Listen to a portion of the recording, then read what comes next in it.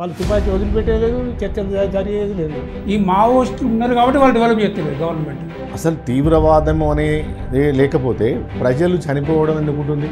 ఈ నక్సలిజం వల్ల ఆదివాసీల అభివృద్ధి జరిగింది ఎక్కడా లేదు. నువ్వు ఆయుధం పట్టుకొని చర్చలకు వస్తే ఏ రకంగా ప్రభుత్వాలు చర్చిస్తాయి? ఇప్పుడున్న పరిస్థితులకు అనుగుణంగా వాళ్ళ అవసరము ఏ గూడెంలో కానీ ఏ అడవి ప్రాంతాల్లో ఉన్న ఆదివాసులకు కూడా అవసరం లేదు.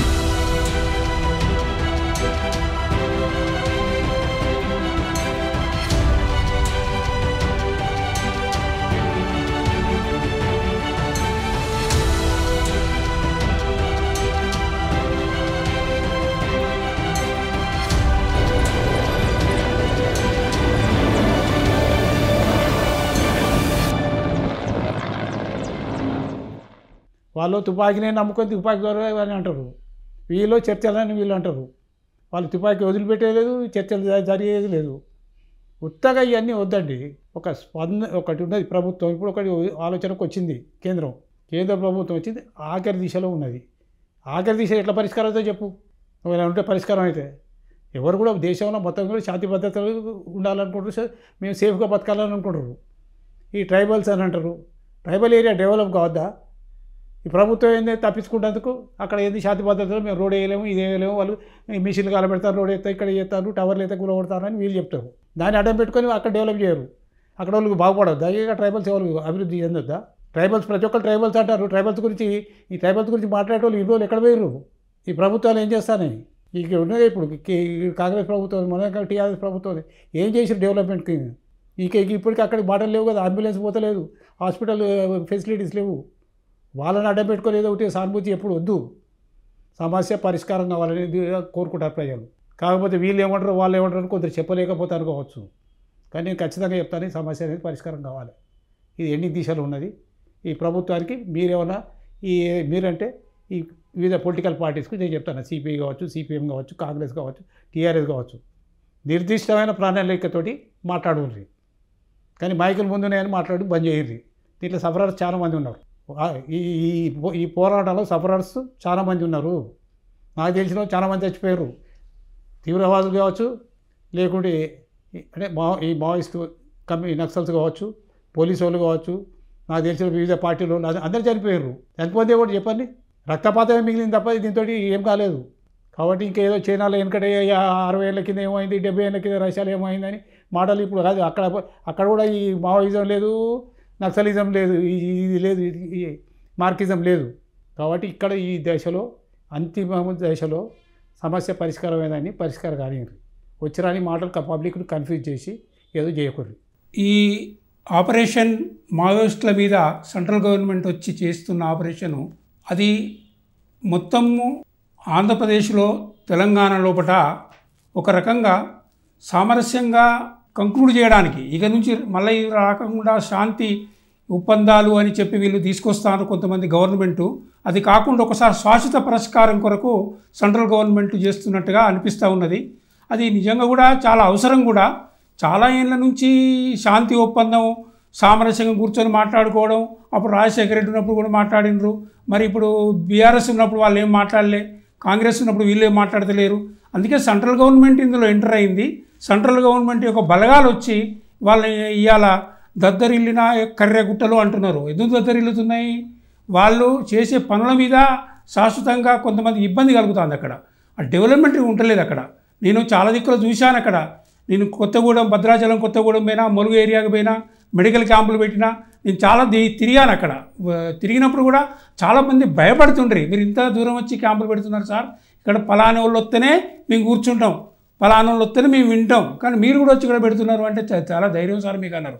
అంటే దాని అర్థమైంది, గవర్నమెంట్ రోడ్లు లేవు అక్కడ, గవర్నమెంట్ హాస్పిటల్స్ లేవు అక్కడ, చిన్న చిన్న బాటలు ఎమ్మడి వాళ్ళు ప్రెగ్నెంట్ అయితే తీసుకురావడానికి లేవు. ఎందుకు డెవలప్ చేస్తలేరు? ఈ మావోయిస్టులు ఉన్నారు కాబట్టి వాళ్ళు డెవలప్ చేస్తలేరు గవర్నమెంట్. కాబట్టి ఇది శాశ్వతంగా పరిష్కారం కావాలి అనే ఉద్దేశంతో సెంట్రల్ గవర్నమెంట్ బలగాలం పంపి ఆ కర్రెగుట్టలు కానీ మిగతా దగ్గర కానీ ఎప్పటికి కానీ వాళ్ళని శాశ్వతంగా మావోయిస్టులు లేకుండా చేయాల్సిన అవసరం ఉంది. ఇన్నేళ్ల చరిత్రలో నేను స్టూడెంట్ లైఫ్ నుంచి చూస్తున్నా మావోయిస్టులను. వాళ్ళు ఎప్పుడు జనజీవన స్రవంతిలో కలవలేదు, ప్రజాస్వామ్యాన్ని నమ్మలేదు. గొట్టం ద్వారానే, అంటే తుపాకీ గొట్టం ద్వారానే ప్రజాస్వామ్యం అంటారు. అది ఎట్ల పద్ధతి? అది కానే కాదు. నీ స్టూడెంట్ లైఫ్ నుంచి దాన్ని నేను ఫేస్ చేసినా చూసినా వాళ్ళు చేసే పనులు కొన్ని మంచిగా కావచ్చు, కానీ జనసేవ స్రవంతిలో కలుసుకుంటూ పబ్లిక్ను మార్చుకుంటూ పబ్లిక్ ద్వారా గవర్నమెంట్కు సపోర్ట్ చేసుకుంటూ గవర్నమెంట్లో వాళ్ళే రానియండి, తప్పేం లేదు. కొంతమంది వచ్చి గవర్నమెంట్లో కూడా ఇప్పుడు మినిస్టర్ అయిన వాళ్ళు ఉన్నారు, వేరే రకంగా గవర్నమెంట్లో లీడ్ చేస్తున్నారు వాళ్ళు కూడా. సెంట్రల్ గవర్నమెంట్ చేసింది ముమ్మాటికి కరెక్ట్ అనిపిస్తున్నది. వాళ్ళ యొక్క బలగాలను పంపి శాశ్వతంగా పరిష్కారం కొరకు ఈరోజు సెంట్రల్ గవర్నమెంట్ మొత్తం వాళ్ళని లేకుండా చేయాలి. ఇక నుంచి పరిపాలన అనేది సవ్యంగా సాగాలి. మన పోలీస్ డిపార్ట్మెంట్, గవర్నమెంట్ నుంచి పోయే పోలీస్ డిపార్ట్మెంట్ కూడా కరెక్ట్ పోగలగాలి అక్కడికి. అదే ఉద్దేశంతో వాళ్ళ ప్రయత్నం చేస్తున్నారు కాబట్టి ఇది స్వాగతించని విషయమే అని నేను నమ్ముతున్నానండి. గత 55 సంవత్సరాల నుంచి దాదాపు నాకు గుర్తున్నప్పటి నుంచి కూడా నక్సలిజం పుట్టింది.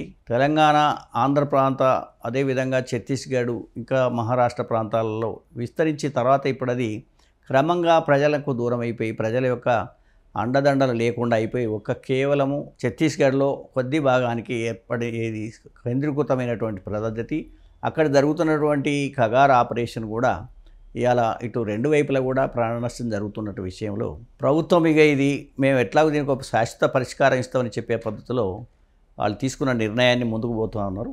నక్సలైట్లు కూడా ఇది ఏదో మేము కూడా అంతం చూస్తామని చెప్పడం కంటే ఇవాళ జనజీవనంలో కలవడానికి ప్రయత్నం చేయడం, ఒక ప్రజాస్వామ్య పద్ధతిలో, ఎన్నికల పద్ధతుల్లో ప్రభుత్వ విధానాలలో మార్పు తీసుకొచ్చే విధంగా ప్రయత్నం చేయడమే ఒక ఏకైక మార్గంగా కనిపిస్తూ ఉన్నది. అంటే ప్రజల నుంచి ఎలాంటి స్పందన లేకుండా, సంపూర్ణ సహకారం లేకుండా ఉన్నటువంటి పరిస్థితి ఒకటైతే, కేంద్రం చాలా బలమైనటువంటి పార్టీగా ప్రభుత్వంగా ఇలా ఉంది.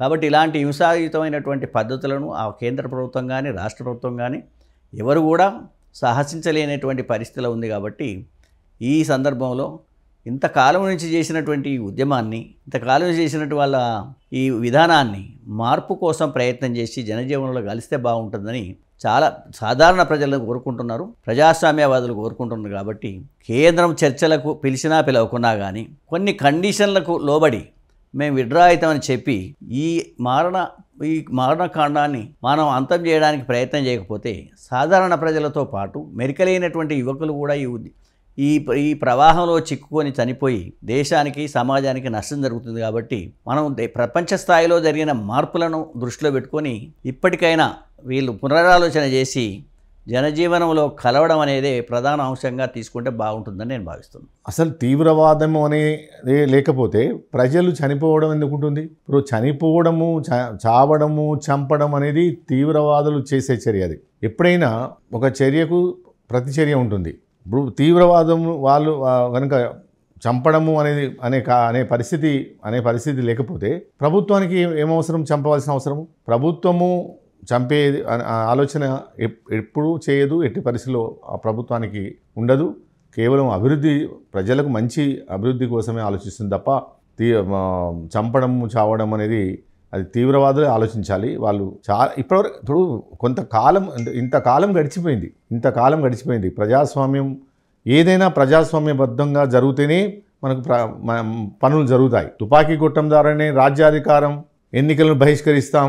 ఏం జరిగింది ఇప్పటివరకు ఏం జరిగింది అనేది ఒకసారి బేరీజ్ వేసుకోవాలి కదా. కార్యక్రమము కొంతకాలం తర్వాత మంచి జరిగిందా, చెడు జరిగిందా, దీనివల్ల ఆలోచన చేసుకోవాల్సిన పరిస్థితి ఇప్పుడైతే తక్షణమే ఆలోచించుకొని ప్రజల అభివృద్ధి కోసమే కేంద్ర ప్రభుత్వం చర్యలు చేపట్టింది.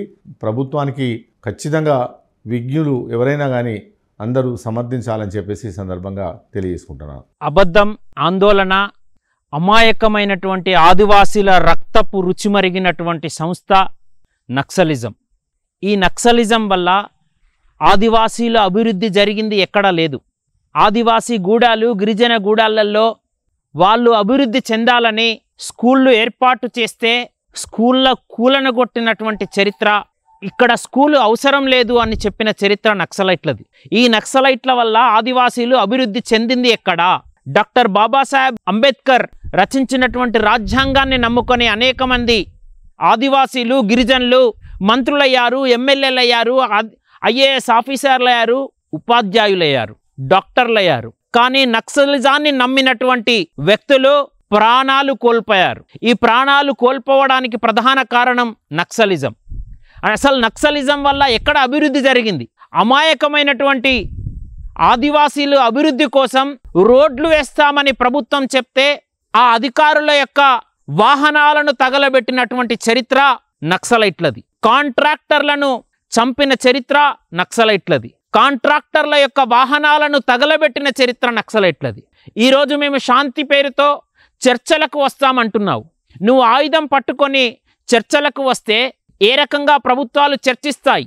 నీకు రాజ్యం అంటే నమ్మకం లేదు, ప్రజాస్వామ్యం అంటే నమ్మకం లేదు, న్యాయస్థానాలంటే నమ్మకం లేదు. తుపాకీ గొట్టం ద్వారా ప్రజలు ఎన్నుకున్నటువంటి ప్రభుత్వాన్ని కూలగొట్టాలనే కుసంస్కృతి కలిగినటువంటి సిద్ధాంతం నక్సలిజం. చైనా నమ్ముకున్నటువంటి మావోయిజమే తుడిచిపెట్టుకపోయింది. చైనాలో ఫెయిల్యూర్ మావోయిజం.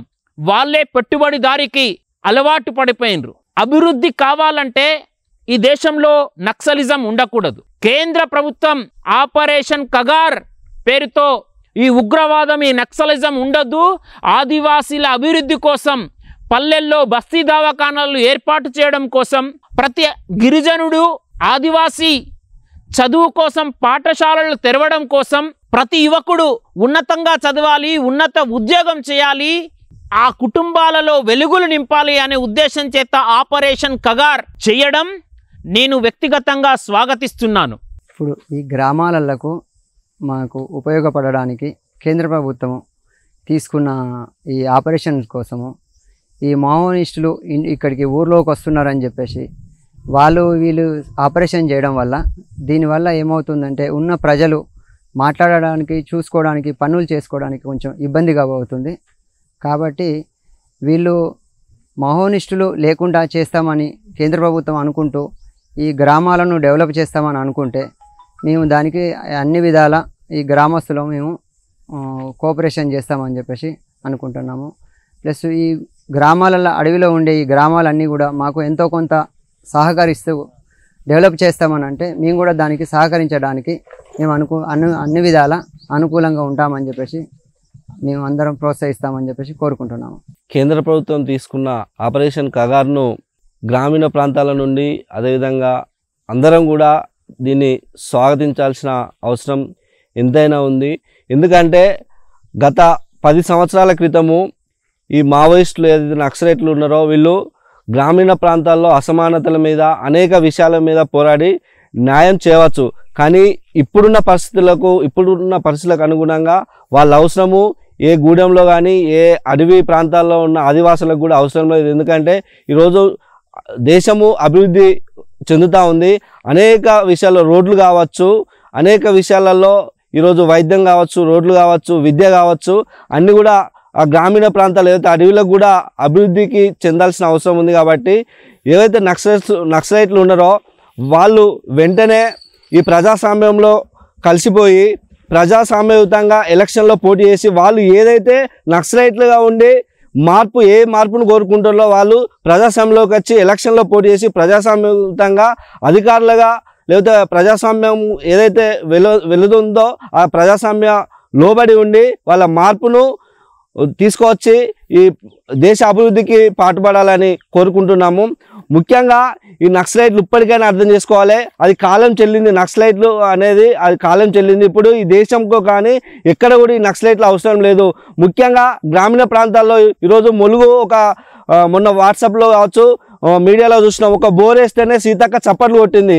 అలాంటి బోర్లు నీళ్ళ కోసం వాళ్ళు నీళ్లు లేవు. అలాంటి బోర్లు 1000 బోర్లు ఛత్తీస్గఢ్ కావచ్చు, ఎటున్నారం కావచ్చు, మిగతా ప్రాంతాల్లో 1000 బోర్లు వేయాలి, 1000 రోడ్లు వేయాలి. వాళ్ళకు రోడ్లు మార్గం కావాలి, వాళ్ళకు ఆధార్ కార్డులు కావాలి, వాళ్ళకు మంచి వైద్యం కావాలి. ఈరోజు వాళ్ళు వైద్యం చేసుకోవాలంటే గర్భిణీ స్త్రీలను అంటే ఒక మంచంతో మోసుకొని చెరువులు దాటాల్సిన పరిస్థితి ఉన్నది. కాబట్టి ఆ పరిస్థితి మొత్తం రూపాంతరం చెందాలంటే ఈరోజు కేంద్ర ప్రభుత్వం తీసుకున్న అయితే ఆపరేషన్ కగార్ను మన అందరము ముక్త కంఠంతో స్వాగతించాల్సిన అవసరం ఉంది. అనేక విషయాలలో ఈ నక్సలైట్లు అనేది మనకు ఈ దేశానికి అవసరం లేదు. వెంటనే వాళ్ళందరూ కూడా గ్రామీణ ప్రాంతాలైన మేము ఒకటే చెప్పుకుంటున్నాము, మీ అవసరం ఇప్పుడు లేదు. ఆ రోజుల్లో అవసరం ఉన్నది, అప్పుడు ఉండవచ్చు, కానీ ఇప్పుడు మీ అవసరం లేదు. కాబట్టి మీరు వెంటనే లొంగిపోయి ఈ ప్రజాస్వామ్యంలో కలిసిపోవాలని కోరుకుంటున్నాం. Subscribe to One India and never miss an update.